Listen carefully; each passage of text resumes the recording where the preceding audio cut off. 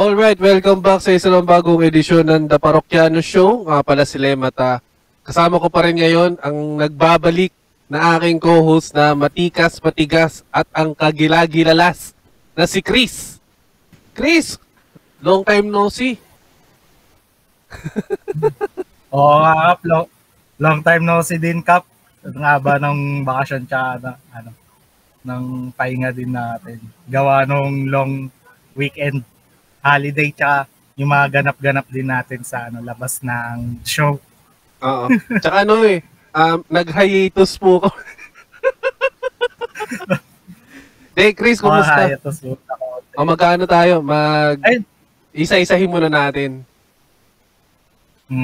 Kap, medyo bababa usapan to since ang tagal natin di Oo. Dami natin di na pag-usapan kaya di rin nakita dito sa show. So, ayun, bago muna, Kap, batiin ko muna mga kaparokya natin. So, ayun, goods ba kayo mga kaparokya? Goods yan. Ayun, dami uli nila, oh. Yun, dami. At actually, lalabas to recording na to mga third week ng November. So, as you can see, meron po kami isang show ni Chris na pinamagatang Madrid Talk PH. At pwede ba natin sabihin na considered ba siya na last episode? Pero yung last recording niya ay na-release nung last week ng October. And up until this day, hindi na siya nasundan. So, Chris, ang balak ba natin ay tapusin na ba natin ang Madrid Talk PH at mag-i-stick na lang tayo sa Parokiano Show? Kasi, sa mga hindi nakakalam, ang The Parokiano Show po ay sa amin ni Chris. Sama nila Yahugel, nila Admin Levin, at nila Tony Crocs. Pero ang Madrid Talk PH po ay kasama ay isang show na kadikit ng Peña Madridista Pilipinas. Chris, ano ba dapat natin gawin?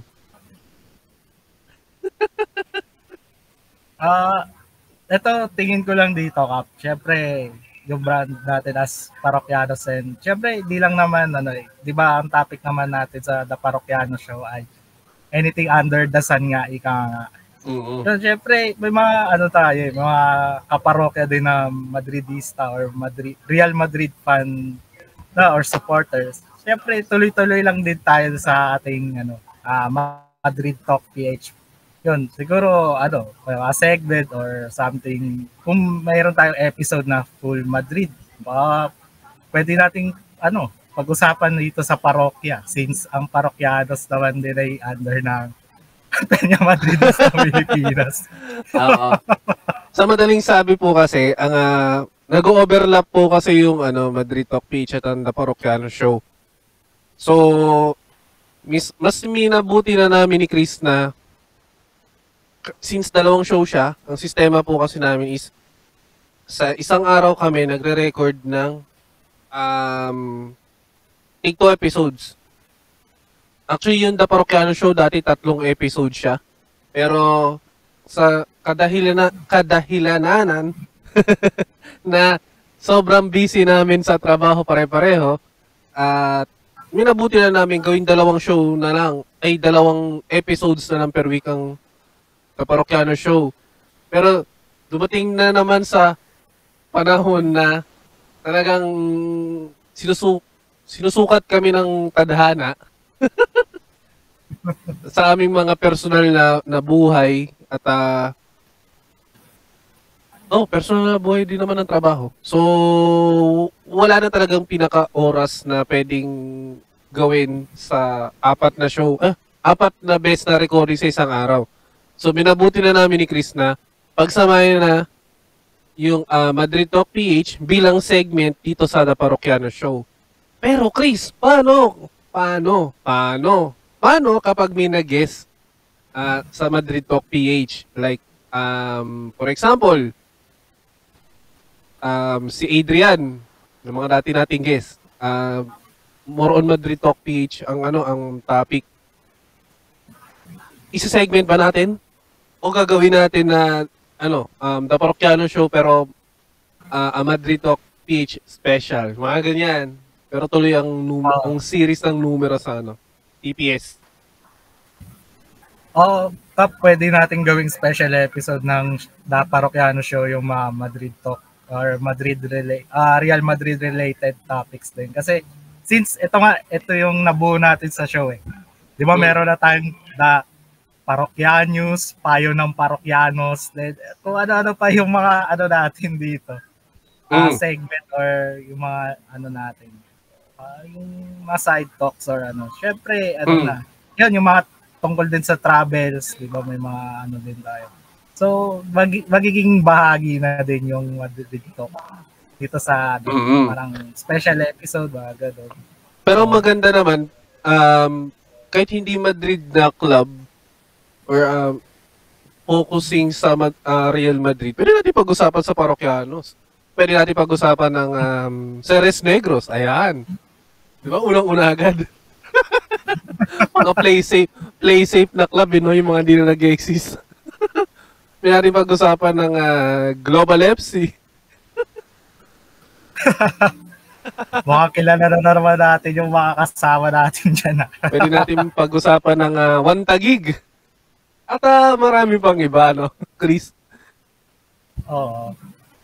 Dahil bahagi na rin ng The Parokiano Show at ng mga ng mga miyembro ng Parokyanos Club din naman ang football. So, actually, di lang naman football, kahit anything under the sun. So, kahit si Shohei Ohtani, pwede natin pag-usapan dito eh. Kasi last time pwede natin i-guess. Balay natin, di ba? Pwede natin i-guess mismo si Shohei. Si Shohei, no? Hindi nga lang mag-i-English yun. Magja-Japanese nga lang siya. Pero Chris, medyo matagal tayong hindi nakita at matagal tayong na-miss ng mga kaparokya natin dyan. Ano mga nangyari sa'yo itong mga nagdaan na long weekend? Umpisa ko muna sa akin.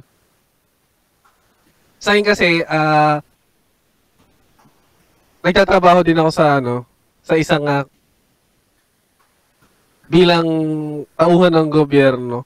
So, may mga pasok talaga.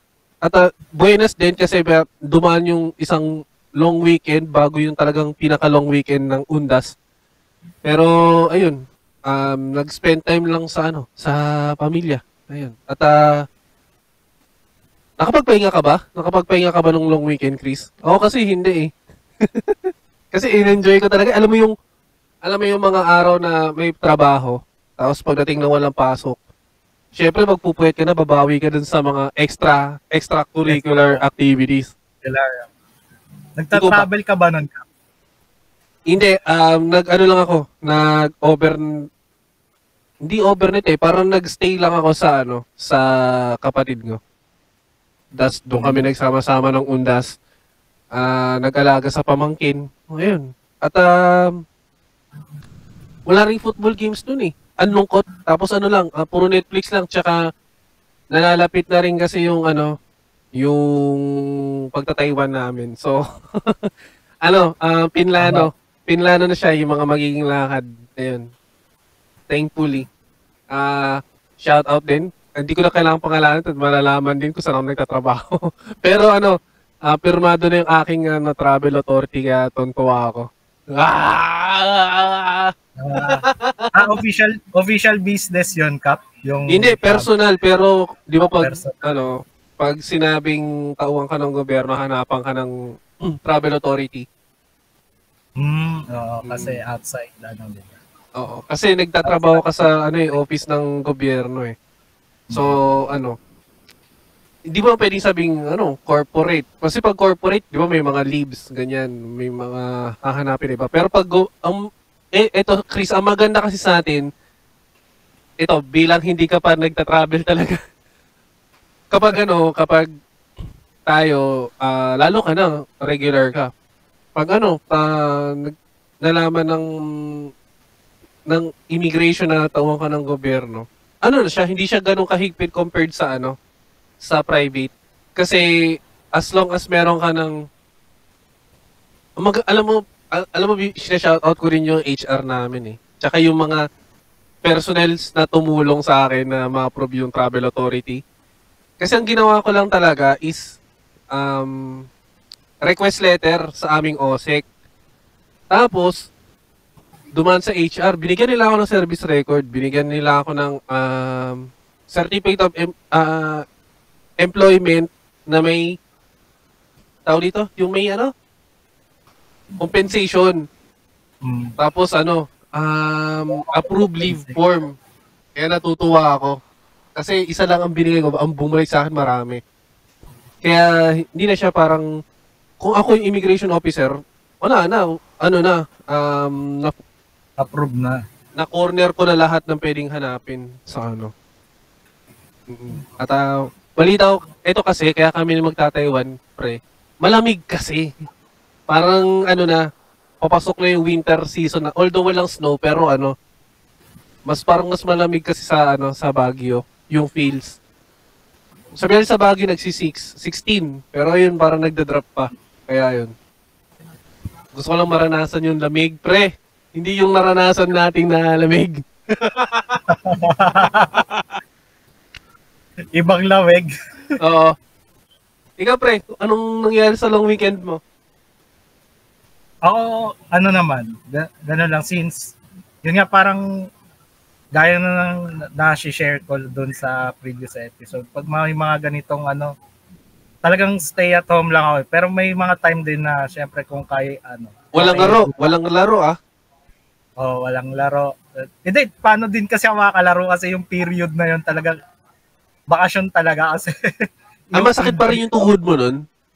Oo. Actually, ano na, medyo okay na din siya this week.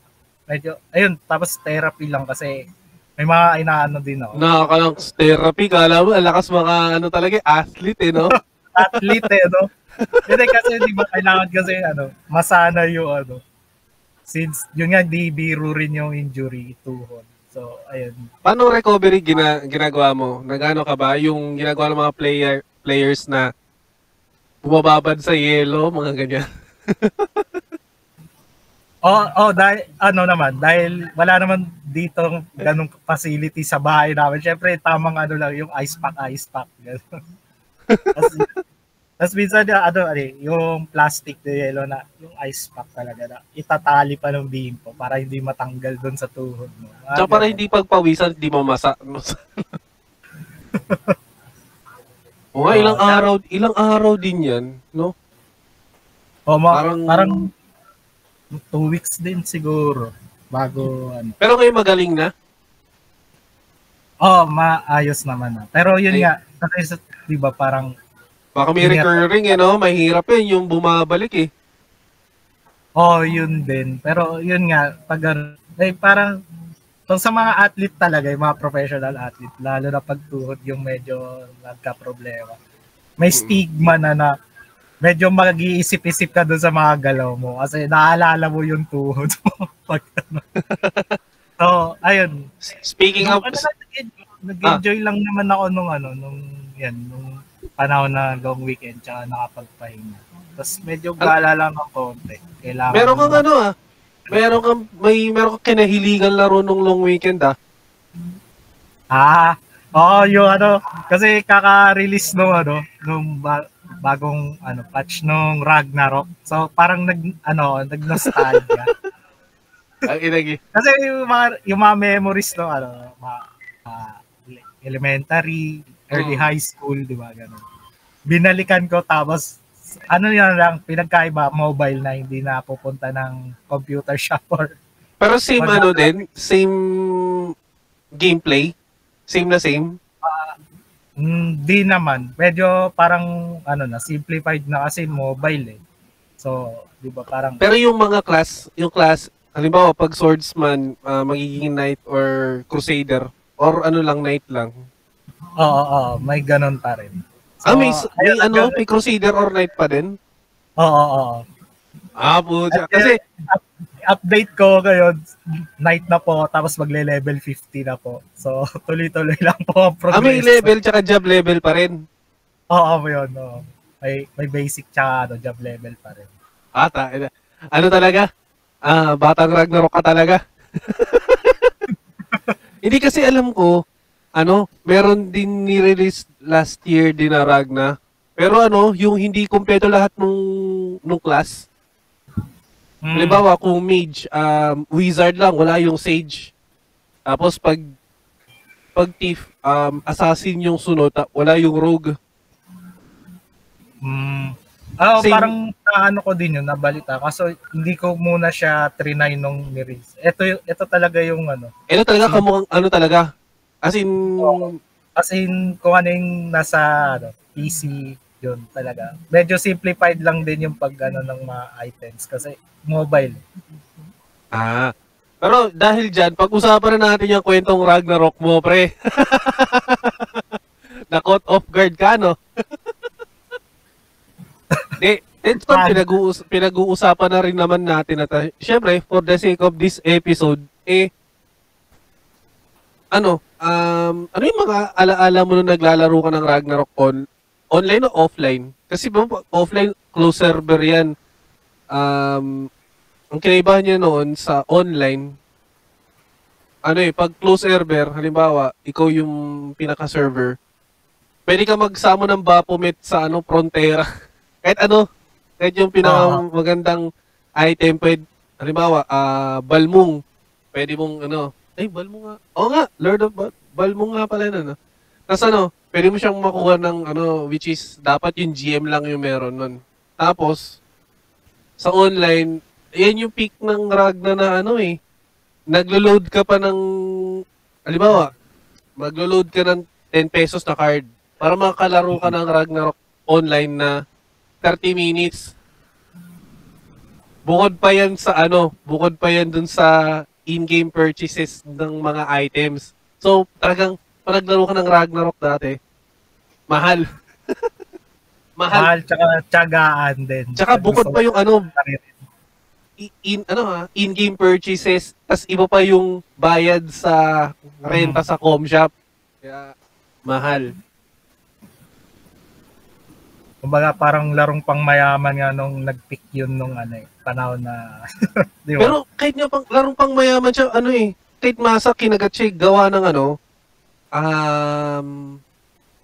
ginawa ng animation. Oo. Tapos ginawan pa ng ko nag-cosplay sila Sandaran yun sila Hero, sila Joros. Yun para may kanta yun yung para i-promote, kinanta pa nila sa ASAP, napaka-cringy. Kasi parang original yata na other language, tapos ginawang Filipino yung lyrics. Korean kasi yung Ragna Oo, tapos Korean. Oo, mahal talaga niyan. Alaala ko lang talaga dyan huminto ako kasi parang nag-start din ako ng swordsman hanggang sa naging crusader nung close server pa, nung offline.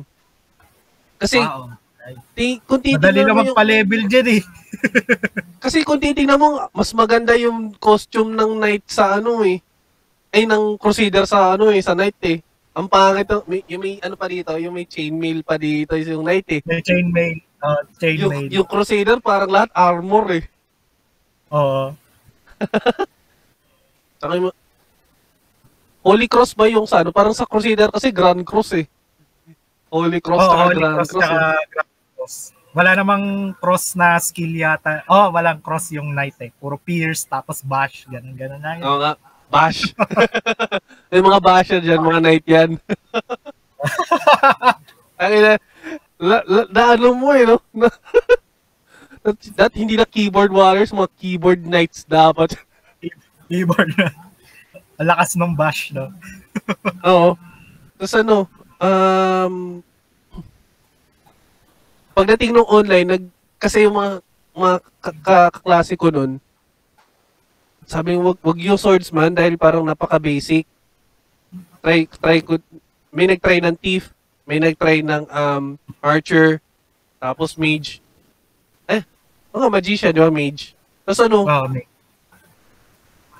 merchant pa pala, merchant. Kaso yung merchant kasi, parang isa sa mga class na magastos yung merchant eh.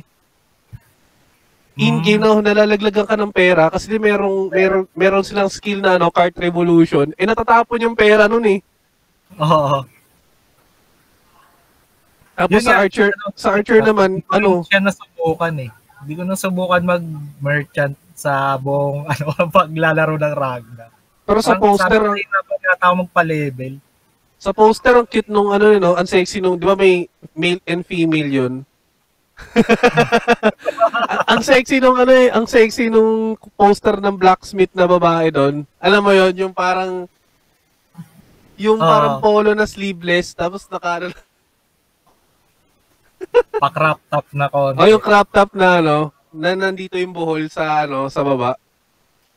Tapos yung archer, basta yung may yung hunter tsaka archer, ang gastos ng ng bow. Paano pag yung talagang syempre pag higher level medyo mura-mura na lang yung yung mga bows nun. Arrows. Pero pag baguhan ka, hindi ka makaka-atake kapag wala ka ng arrow. Yung na lang, yung parang pierce na lang na sabi ko, ano pang gagawin ko? Acolyte. Ang angas kasi ng monk. Sa priest. Ang ganda ng effects, parang sa wizard din tsaka sage. Ang ganda ng effects ng monk eh. Pag nag-skill. Ang maganda sa priest, yung mga pangalan na skill, Latin. Lex Eterna, ano nga ba yun? Pero yung sa monk kasi, alam mong para lang siyang si Akuma na kasi more on, yung suntukan nito. Suntukan yung yung monk eh. Oo. Kapag may rosary, nagiging parang knuckles nila. Tsaka yun yung period na nauso yung Buddha beads. Nung panahon natin, 2005, 2006. Dahil sa monk. Oo. Yun lang. Yun alaala ko pre ng nung Ragna. Kasi parang, after din nun, parang, biglang lumabas din yung kung nahabuta mo pa yung yung Rakion. Rakion, tsaka Ran. Tapos Guns. Rakion, Ran. Gunbound. Ayun ba? Pero yung iba, yung mga tantra, di ko talaga natripan yan. Ano na? Nakatuwaan ko nga yan Gunbound eh. Ayan. Yung Gunbound, actually, lang siya, di ba nung panahon natin, ang tanda natin sa panahon natin eh. Pero, way back in time, yung Ragnarok, di ba, under siya ng, Level Up Games. Yung Gunbound, Level Up Games din. Parang pag na-stress ka na sa, sa Ragna, RO, lipat ka sa Gunbound eh. Kaso, din doon, ang dugas doon dati yung nagkaroon ng aimbot. Di ba, kasi yun tansyahan yan eh. Di ba, tapos may mga external factor do sa trajectory ng tira pag nagkaroon ng ng mga typhoon or storm. Yung wind. Kung alam niyo yung Worms na laro, yun doon parang nakuha yung concept ng Gunbound. Kung sa Worms kasi, mga bulate lang sila nagtitirahan na soldier. Yung sa Gunbound kasi, parang siyang miniature na sasakyan or tank na may mga effects. Na ang tanging gagawin mo lang ay either sirain mo siya or sirain mo yung buong stage or yung kung saan siya nakatayo. Kasi pag nalaglag siya, talo siya. So, ang dugas kasi nung parang siyang bilyar na puro trajectory lang. Iba yung trajectory. Oo. Tapos ayun. Ayun nga, Kap, share ko lang din talaga yung ano, ayun, kung nakikita nyo yung ano, may Ragna tsaka Gunbound. So, level up games parating. Yung logo talaga nung ano, yung logo talaga nung Ragna, yung knight, nakaganan. Oo. Ang ilalagay yung knight talaga yung pinambibida nila, no? Naalala ko nga dyan, Kap, pag ano, swordsman ka daw, yun parang, ano, i-connect ko doon sa sinabi mo kanina, yung parang ang basic ng swordsman, gano'n. Sabi ng kaibigan ko na naglalaro din kami ng Pokemon. Sabi, pag nag-night ka, para ka lang din nag-Charmander, ang dali ng buhay sa'yo dyan. Walang Bulbasaur! Bulbasaur ang madali kasi sa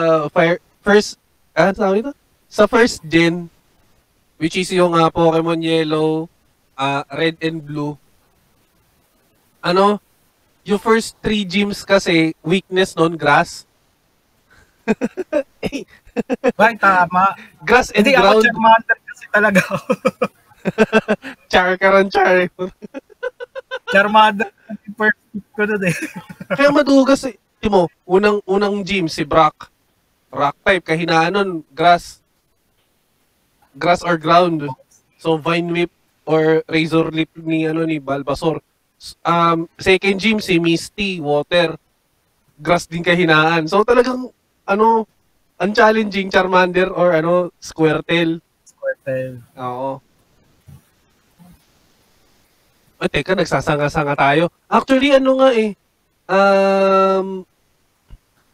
kung first timer kang lalaro ng Pokemon talaga, Bulbasaur yung may re-recommend namin.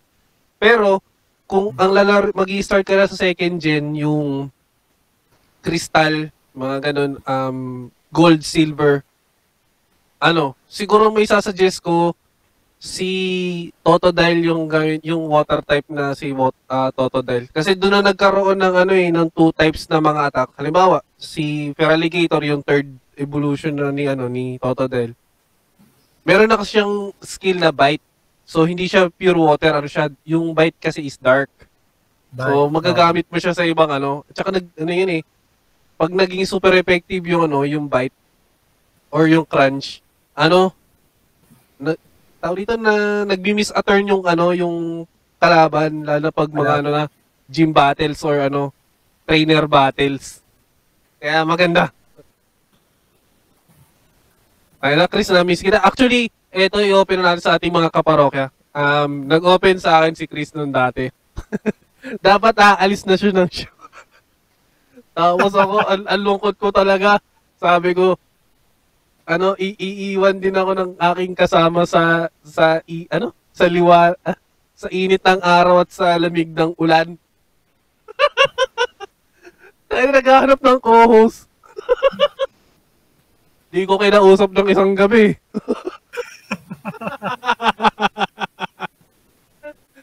Sabi ko, di ko kaya mag-isa ulito. Kasi ang hirap ng kabanteran ko yung sarili ko. Maglalagay ako ng AI dito.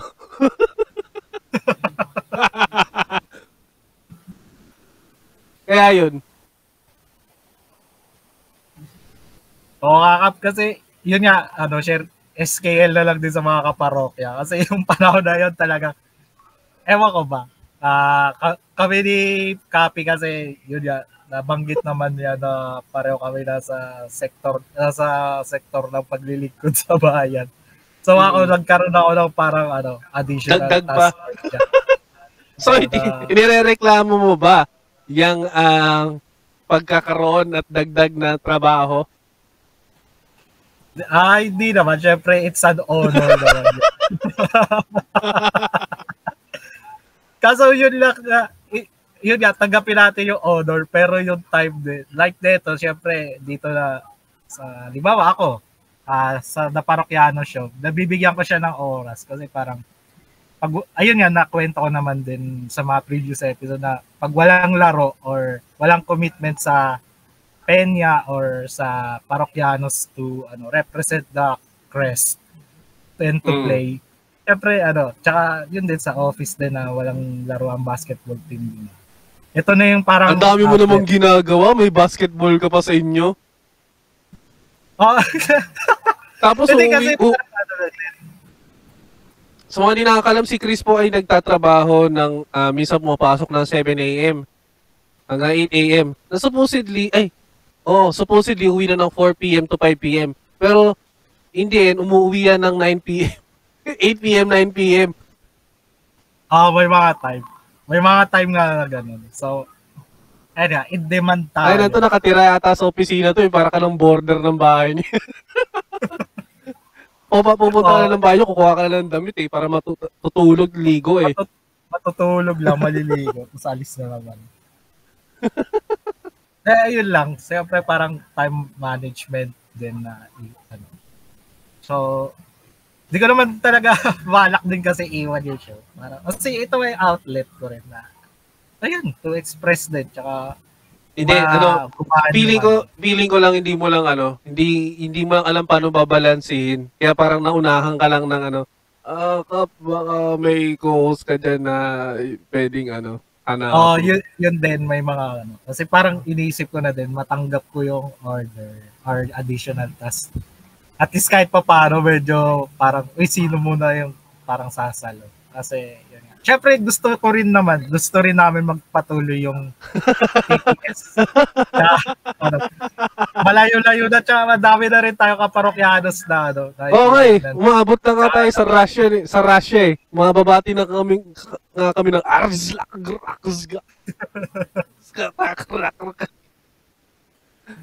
Chris, paano mo babatiin yung mga kaibigan natin sa Netherlands? Mga kaparokya na nakikinig sa atin sa Netherlands. Tatay, dapat pala gines natin si Sir Aljon ulit. Di ata siya nagda-Dutch Di ba Dutch ang language ng or yung citizen ng ng Netherlands. The Netherlands. Dapat si pala, yung inimbitahan natin, yung regular nating kakilala. Kasi di ba nakapagbalik-balik na siya sa The Netherlands. Baka natuto yun mag-Dutch. Oo nga pala. Di baka Dutch meal lang kayang inumin.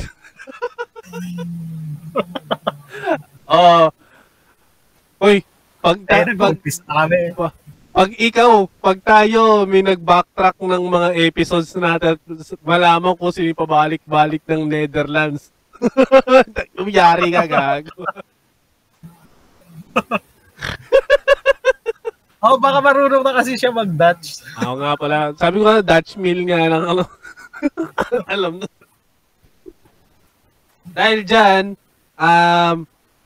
di ba, surprise, ay na po yung magiging episode namin, episode 33, di ba? Walang kakwenta-kwenta. Pero, ang welcome naman ulit sa bagong segment namin ni Chris na Madrid Talk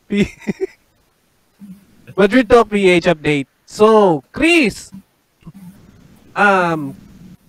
recently hindi natin nagawa ng episode pero for the sake of the show, lalo na sa Madrid Talk PH mismo, wala pa tayong insights doon sa sa katatapos na Ballon d'Or na natapos pa 2 weeks na hatang.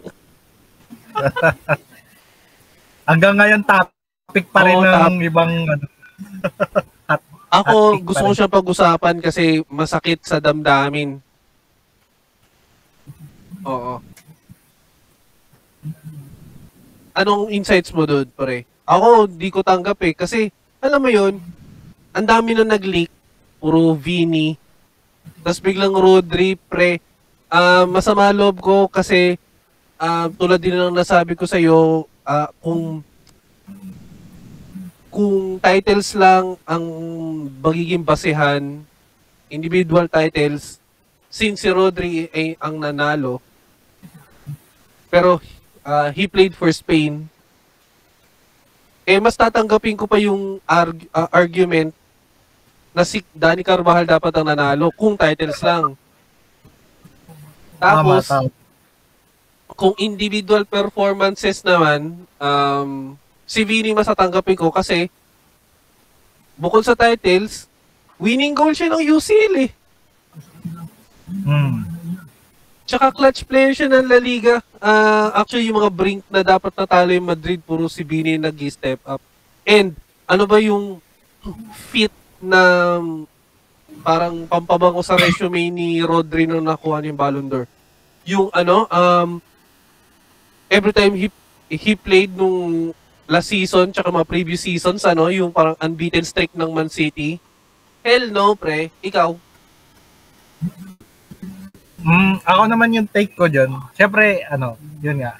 Ako, sa akin na, di na ako nagre-reklamo kasi Hindi. Ibalik mo yung araw na nagre-reklamo ka. Kasi dapat may recording tayo nun. Hindi naman ako nagre-reklamo nun nung panahon na nanalo si Rodri. Parang shock. Syempre kasi nandun na yung expectation natin na Vini will win. Alam mo, ang surprising din ng media nun, yung mismong night before ng Ballon d'Or ceremony, biglang biglang sinanga-sanga na dahil hindi pupunta yung Madrid fans, alam nang may lobas na balitang si Rodri na yung mananalo. Kaya parang tsaka ang nakaka-bad trip kasi, injured siya, may clutch siya eh. Oo. Clutch o crutches? Ano bang tamang term? Crutch. Crutch? Saklay na lang. Saklay. may crutches siya. Tapos nung nanalo siya ng Ballon d'Or, parang gumaling. Nakaka-bad trip, nakakapaglakad ng dalawang paa eh. Hindi ka na nagulat doon, Kap, sa WWE, may ganun. Ay, nagaling din pala sa Atletico, no? Di ba Atletico Madrid, WWE team yun eh. Wrestler lahat ng tao doon eh. Hindi, yun talaga nakaka-bad trip doon. Tapos actually galing yun sa sa talo rin yung Madrid sa El Clasico, which ayun, parang stab to the heart pa. Mas nag-deepen pa yung yung sakit sa aming mga Madridistas. Pero parang naman, sobrang jinx naman nang nangyari lahat na yun. Porque talo sa El Clasico, biglang naging parang naging pa siya, deciding factor pa yun. Pang last season yun eh. Oo, lang din. Take ko din dun ba nagkataon or Kasi ako naman, nung sa akin, sa take ko, di naman ako nagreklamo kung nanalo si Rodri. Kasi meron naman din talagang may point, or ayun nga, may mga points of argument din naman kung yung mga magtatanggol kay Rodri. Pero yun nga, syempre nakakagulat. In-shock. Ako din, maski ako in-shock din. Sige, syempre, sa final ng Euro, sino yung naka-goal sa Spain? By the record, si Rodri, hindi siya naglalaro ng full 90 minutes. Nasa sub siya ng 45 minutes. Para pa rin ako yung mga umiyak sa comment section no? 45 minutes na sub off siya eh. Ang usual Euros final nga, Mikel Merino yun eh.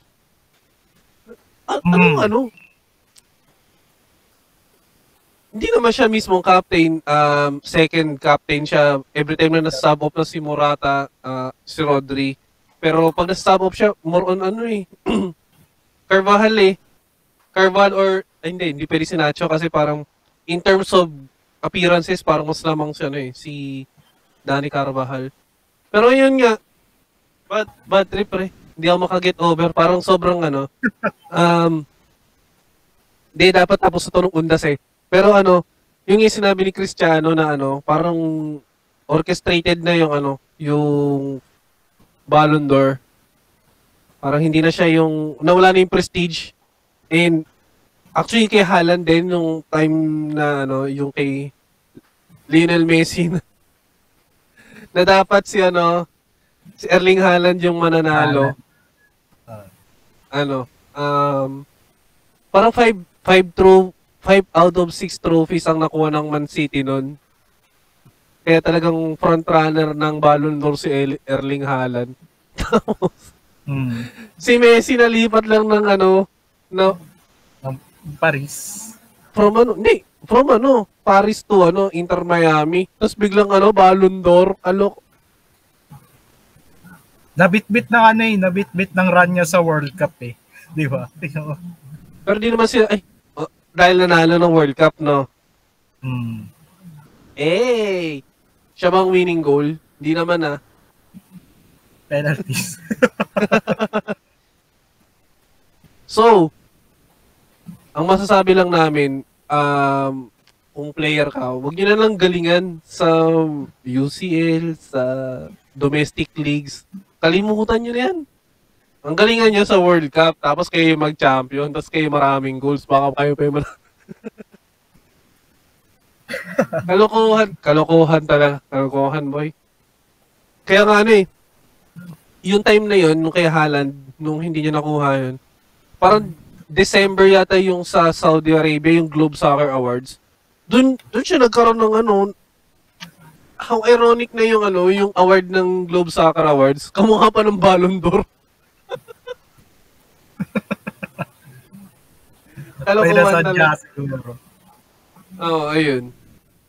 Ano kaya, Kap? Di kaya Kasi ako tingin ko doon, kaya lumusot si Rodri as winner kasi ang daming Madrid player na contender for the Ballon d'Or. So, baka nagkaroon ng hatian doon sa boto. Kasi, kung si Vini lang ang Madrid player, baka pwede, lampas kay Rodri. Maraming naghati sa boto. Actually, kung titingnan mo kung naka-follow ka dun sa 433 na Instagram page, parang one football din siya. Per country pala yung botohan. Ngayon, ay bumuboto kasi kay Jude, na manalo kay Jude, kay Toni Kroos, kay Vini, tsaka kay Rodrigo. So, pwede rin. Pwede yung idea nga na baka nagkati-hati nga yung botohan. Imagine mo kasi, Kap, out of 24 nominees, 7 Madridistas yung nasa list. So, kaya hindi na rin siguro nagulat na si Rodri yung lumusot. Pero not yung malaki yung gap against Vini. Siguro kung yun lang talaga nakaka-shock doon eh. Kasi alam na ng lahat, parang kasi kahit last season pa lang alam ng Vini yun eh. Last season pa lang alam ng Vinicius Junior na eh. Parang yun lang siguro naging thing. Vini Ballon d'Oro. Gumagano na nga eh.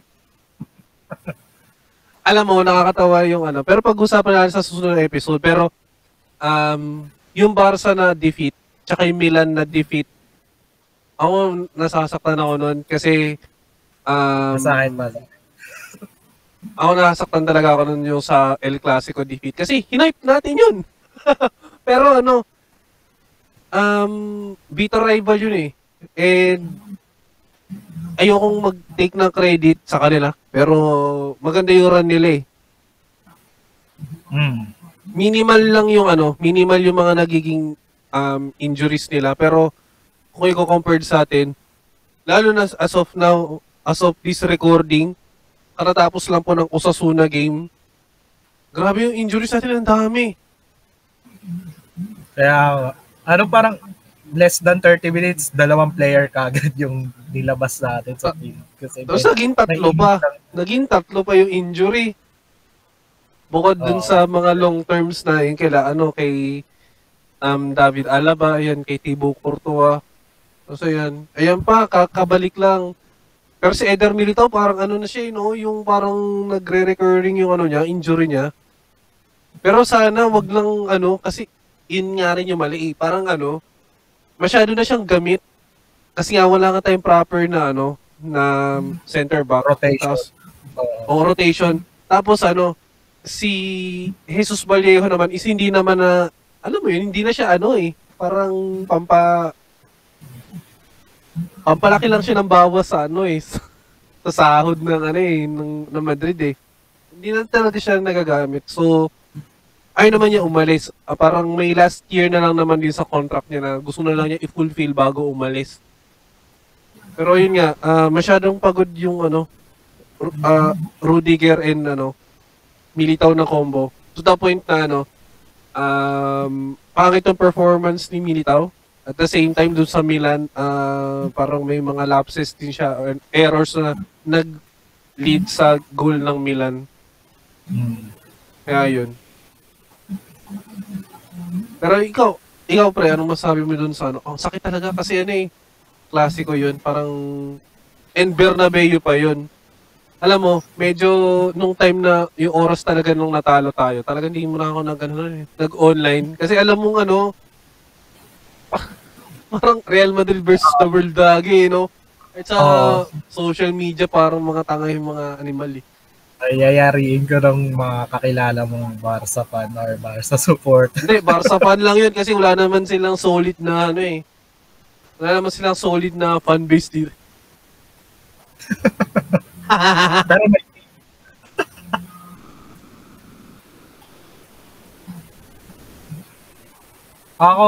yung sa Clasico Cup. Okay, masakit kasi, yun nga, matalo ka naman na daw sa lahat, wag lang daw sa El Clasico. Pero syempre, masakit pa rin yung natatalo yung team. Yun nga, iba din kasi yung diba? Kahit alam naman natin na sa May or June 2025 at stake pa yung title. Pero big match din kasi to kasi if ever who win that match, di ba? Kung Barca magiging wide yung margin nila on top position. As tayo tatabla pero kukunin natin yung top of the table because of goal difference. Tsaka yan, head to head. If ever basis pa yung head to head.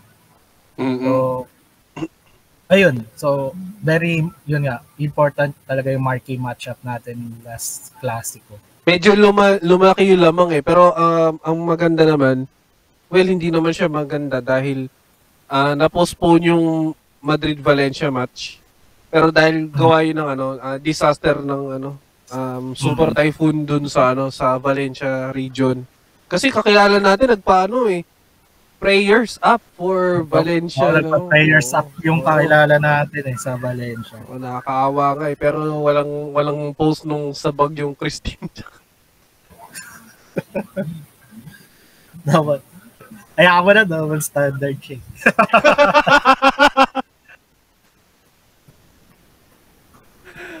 Alright, doon sa Milan, ako nakaka-bad trip kasi madaling araw yun. At Wednesday madaling araw, Philippine time yun nangyari. Tapos ang nangyari pa nun, first goal, Morata, galing sa academy natin, tapos considered as snake kasi sobrang traitor niya, nakaka-bad trip. And, ayun, talking trash sa Madrid, pero nung nasa Madrid, di siya makapagsalita ng kung ano. Pero nung nakalis na ng Madrid, pucha, parang kala mo lang nagawa yung Madrid sa karir niya eh, nakaka-bad trip talaga. Dati nasar ko pa yung kamukha ni Kobe Paras to eh. Pero top tingin ko dito kay Morata, parang parang wrestler na tinatanggap yung role niyang pagka-heel, di ba? Kasi biglang lipat, naging ganyan yung attitude niya towards sa former club niya. So, parang wrestler nga siya na tinanggap yung role niya as heel. Oo nga. Kaya talaga, kainisan mo na talaga siya pag he will play against Real Madrid nga talaga. Pero sa buong playing career niya, saan siya mas tumagal? Pang Atletico na, mas tumagal. Di mo kasi masabi, parang palipat-lipat ka. Nag-Chelsea pa nga yun eh. Tapos pa. Nag-Chelsea. Twice din nag-Juve.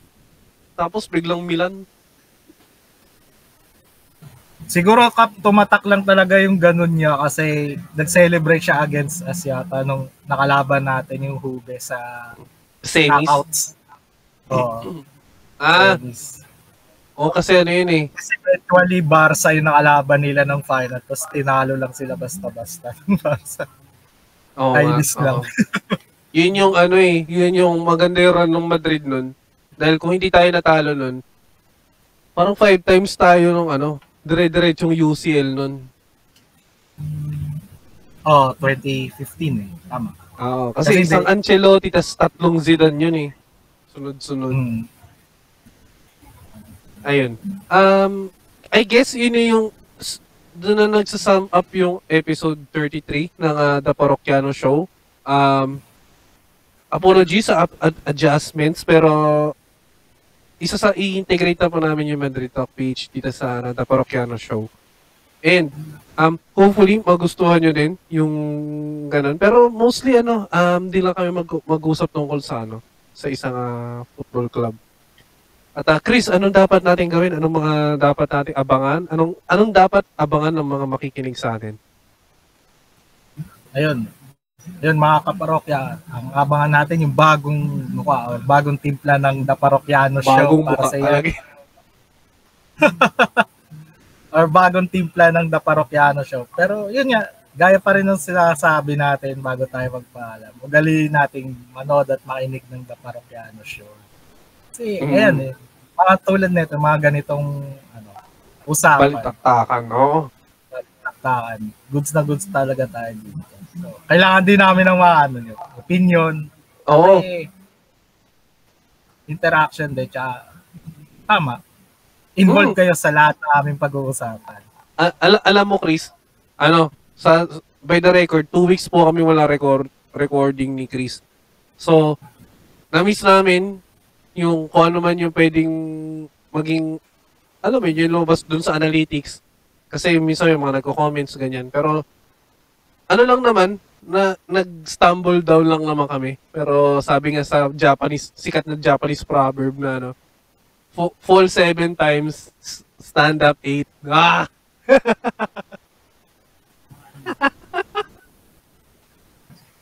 Kaya yun.